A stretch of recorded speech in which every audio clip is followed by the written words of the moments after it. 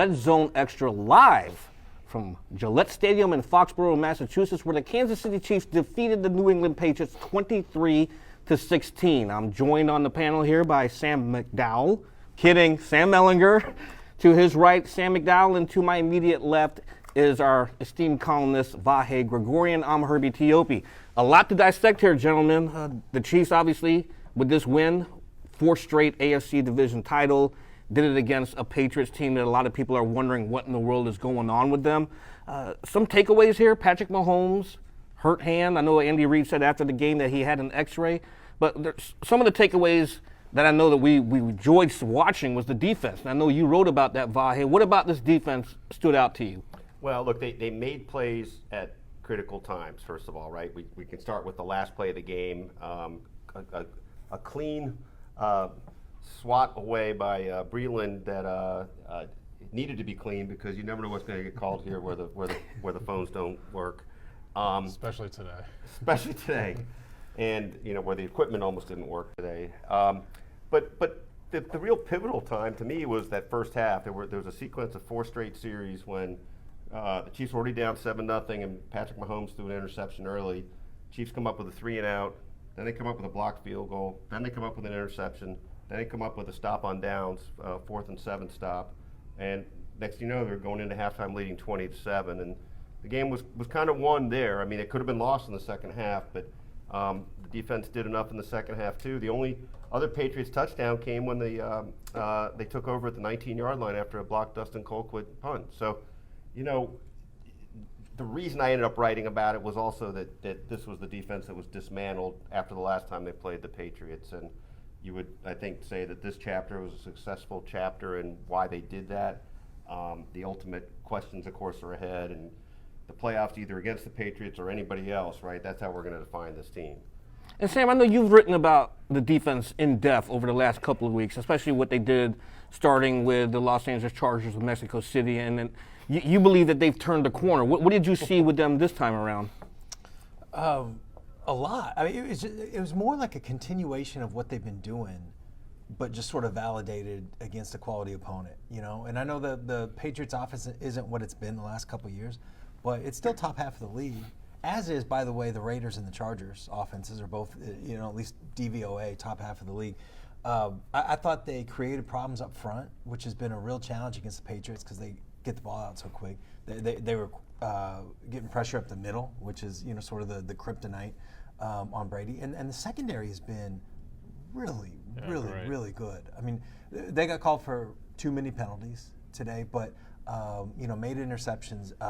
Breland's play in the end zone that we just talked about, his interception was brilliant too. It was great. And I heard on the broadcast he did not get credit for it. They acted like he just got juked into the interception. But that's not what happened. He juked Brady into that interception. It's kind of like, it was kind of funny because, remember, we were sitting next to me and I was like, it looked like he baited him into that throw. Which is exactly what happened. Yeah. It's the second straight week that we've seen a play made by the secondary that nobody in the secondary could make last year, which is last week, Tyrann Mathieu baited Derek Carr into thinking he was going to continue on with his guy up the middle, but he knew Juan Thornhill was going to be there, so he jumps off his own route man-to-man to go get the interception, and that's what Breland did today. They were in a cover 3 zone, and he bumped Edelman to make Brady think it was man-to-man and then floated and got the interception. And then like you guys all mentioned, I mean, Breland in the last play of the game, which, I mean, Vahe and I were both in the scrum talking to him, and he told me he knew what route was coming. And we've got guys all of a sudden in this secondary that we talk to all the time that are telling us stuff that's intel based on film. I don't know how many times we had those conversations with guys last year. I can tell you. I can tell you the exact number. And what is that exact number, Sam? 0. But also that intel based on film was such intel that they were sort of eager to shut it down around you. I don't know if you wrote about that yet. Not yet, but I talked to Tyrann Mathieu and Kendall Fuller did say, hey, we play these guys. We could play these guys again this year. So, but I think it's going to probably show up on the Patriots film that they knew something was coming here, and they did. Speaking of knowing something was coming here, what about the equipment? I mean, there was a lot of flurry of activity, plenty of flurry activity before the game started. And Sam, I know you had mentioned after the game, or even after we got back up here into the press box, you had mentioned you had heard some stuff downstairs of what exactly happened with the equipment snafu. So take us through that, if you don't mind. Yeah, I mean, what do we add up? 35 guys that didn't have their equipment. They just so the plane brought everything here, but they didn't unload everything. So it continued on to New Jersey, right? Yep. And so they had to. I don't know how. I know it was ground transportation to get it over here. But Patrick Mahomes said he was one of the guys, so he didn't have anything. He didn't have his cleats, didn't have the hoodie that we always see him warm up in, the tights and the sweats that he always warms up in, and that for the initial warm ups. Like, I mean, viewers probably don't know this. They go out and kind of get in their initial routine.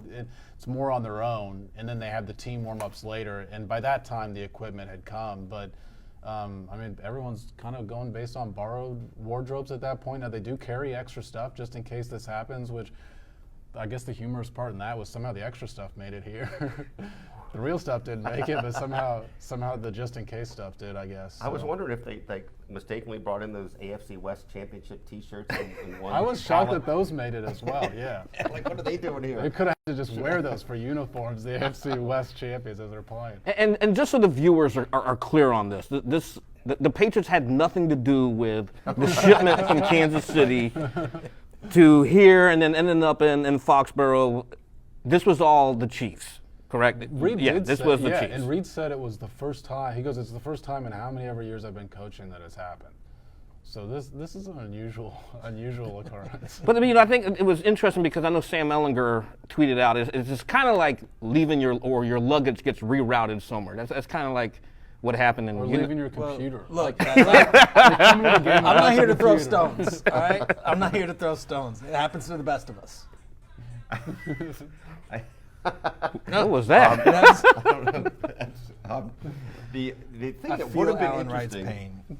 would have been two things. One, I think Blair Kirchhoff, one of our executive producers back home, was wondering what would have happened if it were a noon game or 1 o'clock game here. That might have been more problematic. Maybe the Chiefs would have been on the schedule that they had the same discovery earlier, but you know, that's a compressed time frame in the morning, and it still required a police escort to get in here. That's my favorite part of the story. Yeah, I really wish we could like have a bunch of helmets got a police escort. If we had a drone with us to go over that, just bring that cargo in. Fans are just waiting outside to see who's in there, but it's just a bunch of bags. A ghost ship coming in. But the other question is, and it's a reasonable question to ask, had it not gotten here, I mean, the talk was it could be subject to forfeit. I say no way that was going to happen. I think they play an hour late before they do that. But it would be interesting to go through the dynamics of that. Like, did the Patriots have a say in that? They have to acquiesce to delaying the start of the game? They just say, no, we want the win? I think they'd want the win. It'd be interesting to know, right? After what happened today, I think you absolutely would take the win. But going back to your point on the Patriots, we've all covered the league for a while. What is wrong with this team? Let's start with you first, Sam. What is wrong with the Patriots today? I don't know. I mean, well, let's do the headline, right? They're still 10-3. Yes. You know, they're still in a good spot to Still get a in the 2 bye. seed. Yeah. So, but I mean, I think like offensively is the biggest problem right now, and some of that is Brady being 42. Yes. He was never agile, but now he's less so. He used to have a really good deep ball. I don't think he has like the velocity, you know, the distance. And I think the other part of it, he's always had a really good offensive line, or usually had a really good offensive line. That's not there anymore. And he's always had playmakers, you know. I think some of this myth, I think, around Brady's been like, no matter who it is, he'll just turn them into guys. Well, now, like, that's not showing up. And I think we're seeing that's never been, right? You know, like Rob Gronkowski made a huge difference. I mean, he was just an uncoverable guy. I mean, just a unique talent, just a beast, you know, blocking in the run game, and just, you cannot account for him. We've seen the Chiefs try and fail many times to account for him. And now they've got Julian Edelman, who's really good, and they've got James White out of the backfield. But other than that, they got nothing. And I think we talked about this earlier in the week, right? Like, NFL teams, especially the Patriots, will never tell you anything verbally, but they'll tell you a hell of a lot with what they do. And a team that brings in Josh Gordon, a team that you know, makes the trade for Antonio Brown, and and then another trade for Mohamed Sanu. I think they're telling you that they don't have playmakers, that they need that they need that support, and they don't have it. What about you, Sam? Is this a game that if the Chiefs meet the Patriots again in the playoffs, because Clark Hunt mentioned that specifically, that he believes that they will see the Patriots again in the playoffs. How much does this game here, the way they beat the Patriots in Foxborough, give the Chiefs that kind of confidence if they do face them again in the postseason? That's a good question, because right now they would face them again, right? 3 versus 2 seed if the Chiefs would advance past that first game. So to me, though, today said more about the Patriots than it did the Chiefs, and I know that aspect of it is probably important for the Chiefs, mentally aspect, knowing they can come in here and win if they do it again. Although, to me, when you lose on the last play of the game twice last year, you already knew you could beat this team. So I didn't think that was a big hurdle they had to get over, unless they just got drilled today. Obviously, that didn't happen. But, the Patriots have lost, and Sam and I were talking about this during the game, they've now lost to the Texans, Ravens, and Chiefs in the last month and a half. So if you're the Patriots, how are you feeling about yourselves right now? You've lost to 3 teams in the AFC, probably the next 3 best teams. So I know a lot of times in the past there's sort of been questions about, is the dynasty over? To me, though, that team I saw today isn't a Super Bowl contender. One quick point on that. Laurent Duvernay-Tardif, one of, I think, all of our favorite people to talk to, we started talking about a bunch of different things. I said, are they still the team to beat? And he kind of paused, and he's like, I don't want to disrespect them, but I think everybody knew that record they had in the first half of the season, the schedule was going to get a lot tougher, and that's showing up. I think, look, they're still the champs and all that, but I think there is a feeling that maybe not like changing of the guard, like you still have to beat them in the playoffs, right? But some of us thought that it was like the Chiefs and Patriots and just a bunch of other guys named Fred, right?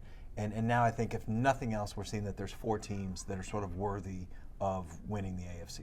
One thing, just to add a little bit to some of these things, the defensive numbers were really skewed. Obviously now more and more so it's evident that skewed by the schedule. In the Patriots' 10 wins, they gave up no more than 14 points. In the 3 losses to the Chiefs, Ravens, and Texans, they've given up, I think, a minimum of, I think this one's the lowest. Yeah. Low, yeah. So it's a different kind of thing. And then one of the things, I didn't end up mentioning this in the article kind of on the defense where it probably would have been a good fit, but I didn't mention the number specifically, but 72 of the Patriots yards came today. 72 of their 278 yards today came on trick plays. Yeah. Those were their only 2 plays longer than 19 yards. So one was 37 and one was 35. Breland said something about that, partially because he was the guy that got beat on both trick plays. But he said, they basically had to use trick plays to. But I think that's the gain implication. Yardage. Yeah, right? they had a period of 6 drives today, where they had 30 plays in those 6 drives and had 95 yards. Yeah. They were averaging less than 3 yards a play over the middle of the game. So you put those 2 things together, and you do think this is, a vulnerable Patriots team. But again, we go back to that, what's going to happen in the postseason, and believe it when you see it. But I do think the Ravens right now are the team to beat. Yeah, I do too. It's different for the Chiefs, though, because they come in to, for years and years, this team winning a division title would have been gigantic. Yeah. And now it's just kind of an afterthought. I know they had the hats and T-shirts, but Herbie, I know you talked to a lot of guys about that part specifically. I'm wondering just how they handled. Well, I can tell you how Frank Clark handled it. Well, yeah, how did Frank Clark handle it? We're after dark, right? We're after dark. He said it don't mean shit. and you know what? And the wording on the T-shirt pretty much said that too. The West is not enough. Mm-hmm. And the players I talked to all basically said the same thing, because there is unfinished business. They have their eye on potentially, hopefully, with 3 games left, they can make a run for the number 1 seed or the number 2 seed, guarantee themselves a bye week. The players I also talked to, they tasted that the AFC Championship game last year, 1 step away from the Super Bowl, and that's where their eye is. Okay, so we won the AFC West. It's a major accomplishment, because you always want to go into a season winning a division title, but at the same time, at what point does the division title? Okay, we want more than just the division title, and that's what the players are saying. They want more.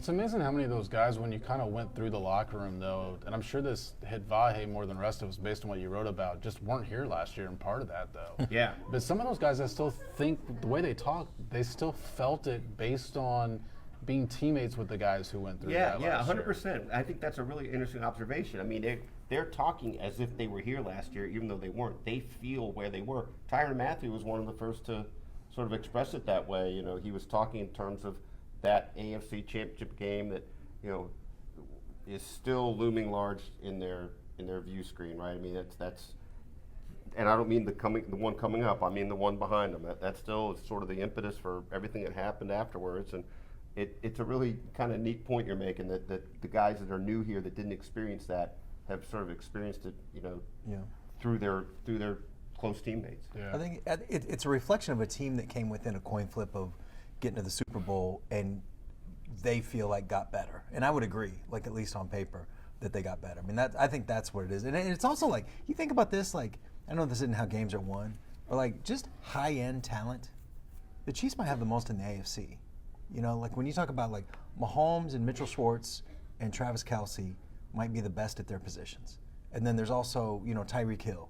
There's Tyrann Mathieu. There's Chris Jones. There's Frank Clark. I mean, that's a lot of studs. That's a lot of guys that can win a game for you right off the top. I think, you know, their confidence, we've seen like unfounded confidence in the Chiefs and many, like every team around the league, around all sports. But this is founded confidence? I like that. I don't have as much confidence in my wording there, but something like that. Or convicted. No, that means something different. Conviction, confident. Well, I don't know. They should be confident. Somebody else do the words. I think what my biggest takeaway from this game is the Chiefs are trending up. You know, this is a theme that we've been saying for maybe the last 3 weeks, 4 weeks. But now that we're in the month of December, 3 games left in the regular season, they are trending up. Their arch rival in the AFC, the Patriots, even though they're 10-3, I think they're trending down. 16 points today, guys. This is the 3rd time out of the last 4 games that the mighty New England Patriots have failed to score 20 or more points. That's not the output, the production that you expect from a Super Bowl champion. And so for me, the Chiefs are trending up, the Patriots are trending down. I think if they meet again in the postseason, the Chiefs should win this game. And I will be remiss if I don't give Sam McDowell here props, because on Thursday at the Big O Tires. Wait, let me get my recorder on. At our show at the Big O Tires, the 5 of us on the panel, 4 of us picked the Patriots to win this game. Sam McDowell was the only one who said the Chiefs would win. That's right. Why did you have that confidence? Never would have mentioned it myself, but thanks for bringing it up. But why the confidence? It's kind of what I said after the game. It's more about where the Patriots are than where the Chiefs are, because the Chiefs, I think, offensively have a few more concerns than what we all expected going into the season. Even a month ago when Mahomes was out, I think we thought when Mahomes came back everything would be cured. But the Patriots just, their schedule, anytime they faced a tough team, they've struggled. I mean, they're 0-3 now against AFC playoff team. I guess the Bills, so they're 1-3. They're going to play the Bills next week, though, and I don't think that's a gimme for them even. In 2 weeks.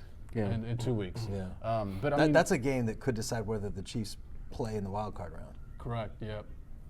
But the other thing is that the Chiefs need to keep that 3 seed at this point, because you look at the matchups and you'd rather play here again than have to go to Baltimore if you're the 4 seed and win that first game and have to go on the road.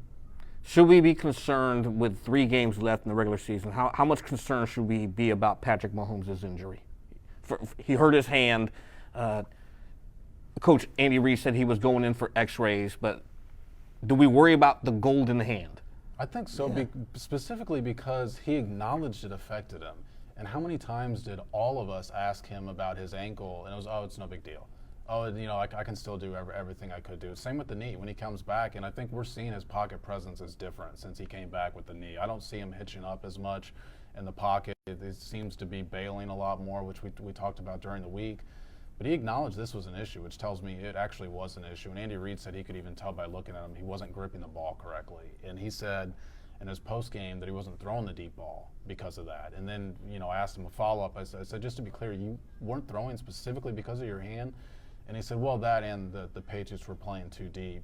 But I still felt like the backtrack was a result of realizing that he had acknowledged that there were some things he couldn't do today.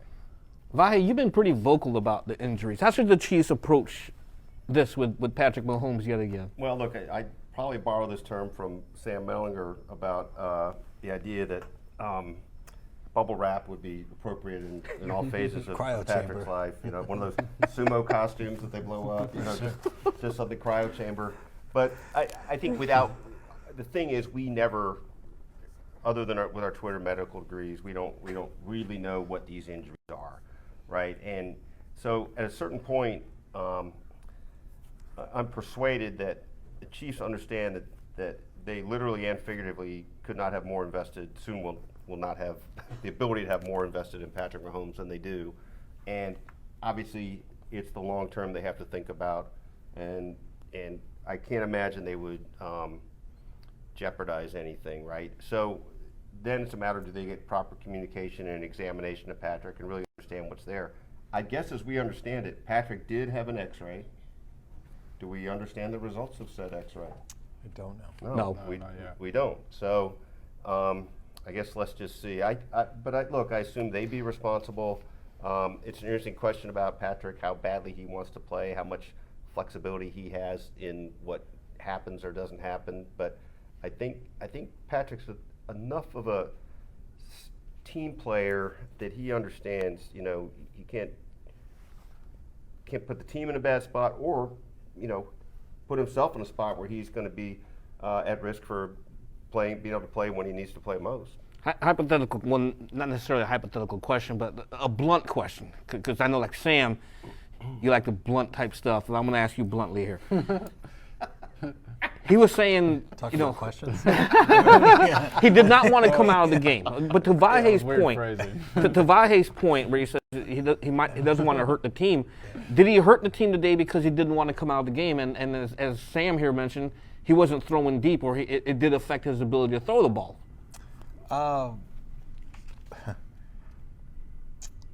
Moore, well, the reason I'm thinking about it is that Matt Moore was pretty effective when we saw him in the 2.5 or 2 5/8 or whatever games that he played. But no, I think if Patrick Mahomes is breathing and has like 4 workable limbs, I think he's your best option. But I understand where you're coming from. Like I think where he hurts the team is if he does stuff like dives for a first down or whatever that was in a preseason game against the Bengals. He's got to just stay healthy. I think if he's going to hurt the team, it's going to be putting himself in unnecessary bodily harm, risk. And I think he was just trying to play through it.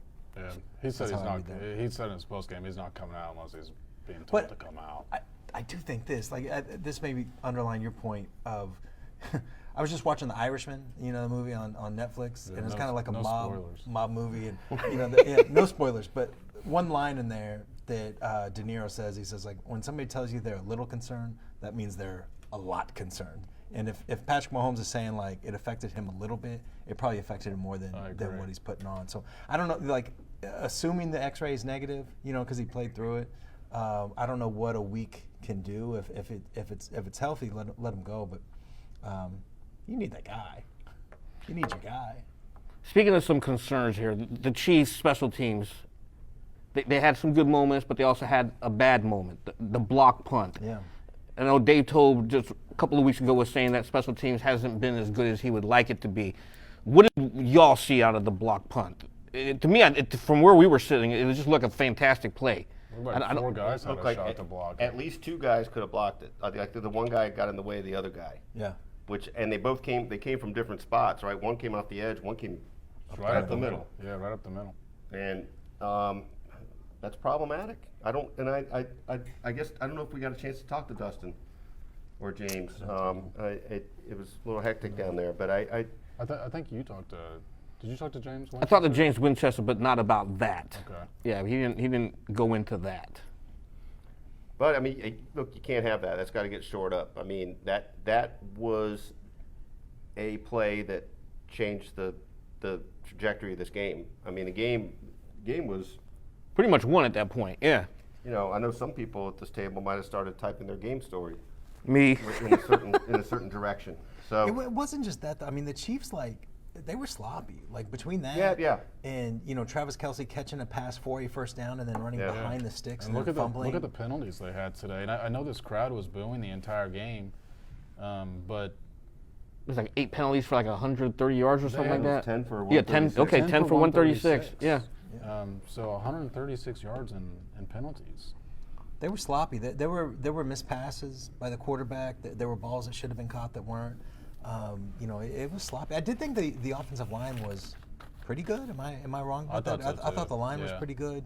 Because that was a major factor in last year's both of last year's matches. Yeah, absolutely. But yeah, there's too much sloppiness. I tell you, a thing that I'm wondering about is Sammy Watkins.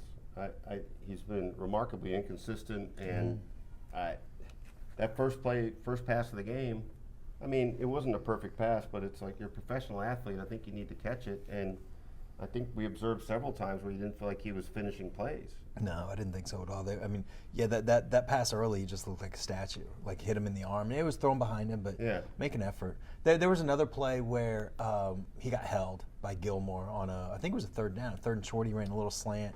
Yeah, and he was Gilmore held. had He his was held. left Yeah. arm, so Yeah. I mean, you can't fault the guy for that. Another missed call, but the officials had a really bad day. They did have a bad day. Man, they had a bad day. Both ways, the officials were just awful today. How many flags did they pick up? 3. So they had 3 flags where they called it and then just announced that there was no penalty. And obviously, I mean, Patriots fans are right on those 2 calls. Like they should have had a touchdown. Now both of them were the same drive, but they should have had a touchdown twice on that drive. The pick up when they picked up Travis Kelce's fumble.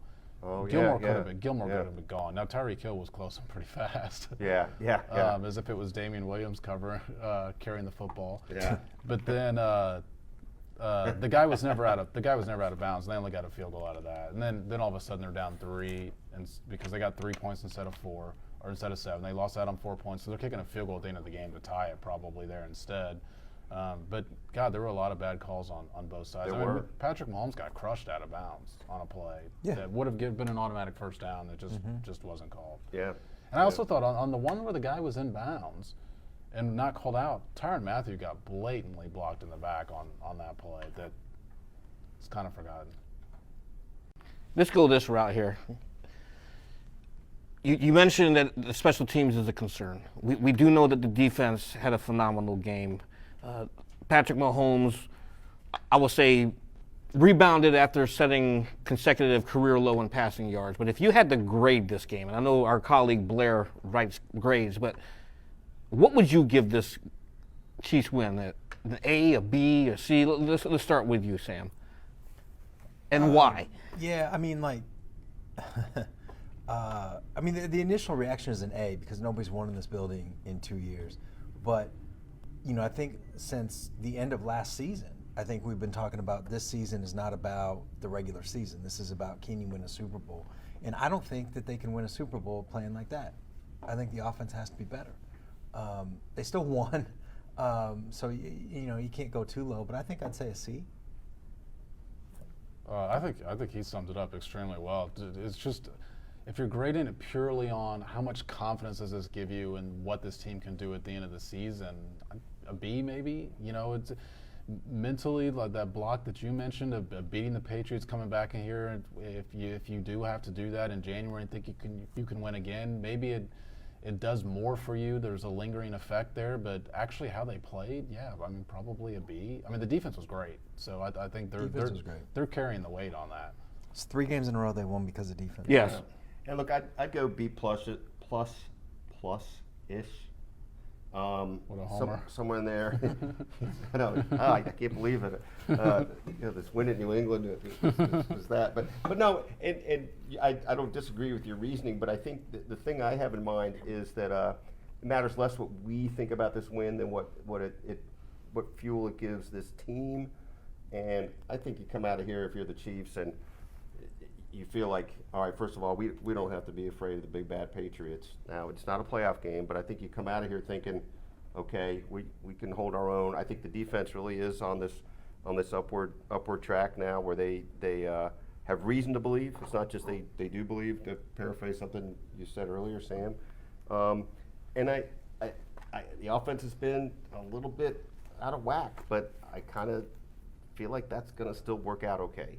I don't really get why it's out of whack, but I think that these things will pick up. Of course, it does depend a little bit on Patrick's condition. Yeah, and I think What about you? that's get ready to say that. Vahe and Sam give them a B. I'm gonna go with Sam Mellinger here. I'm gonna say a C plus, because we just have not seen a complete game yet.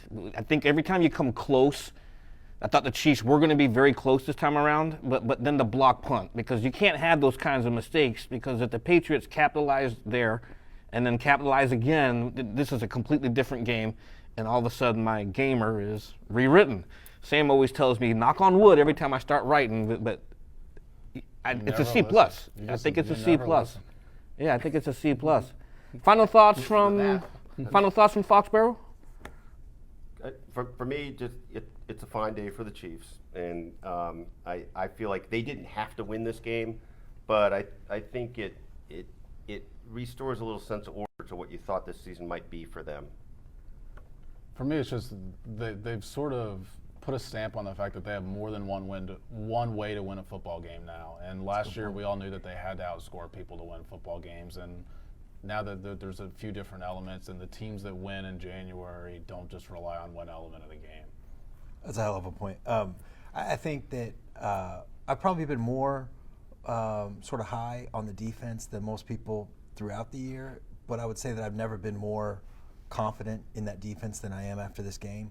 I'd also say I've never been more concerned about the offense, and specifically Patrick Mahomes. I just think that the hand throws, sort of a new wrinkle into all of this. Like before, it's been knee and ankle, and it's been stepping into throws and stuff like that. But the hand, throwing hand, that raises the concern to another level. I'm really interested to see what they say about that going forward this week. That's a good point on Patrick Mahomes' hand, and probably something that we're going to be watching very, very closely in the coming week. Look, my final thoughts here from Foxborough, I think if you circled this game when the regular season schedule came out, you did not come away disappointed, because this game was everything we thought it would be, between two NFL heavyweights going toe-to-toe, and the Chiefs came out victorious. Coming up next for the Chiefs, the Denver Broncos and Drew Lock, who is on fire for the Denver Broncos. Big win. They win? Yes, they did win, right, against the Houston Texans? Yeah, you should fly out there. Yeah, somebody should fly out there in the coming days here and talk to Drew Lock, a Kansas City native, who will be at Arrowhead Stadium next Sunday when the Chiefs host the Denver Broncos. But for now, from Foxborough at Gillette Stadium with the A-Team, with Sam Mellinger, Sam McDowell, and Vahe Gregorian, I am Herbie Teope, and we will see y'all Thursday at Big O Tires.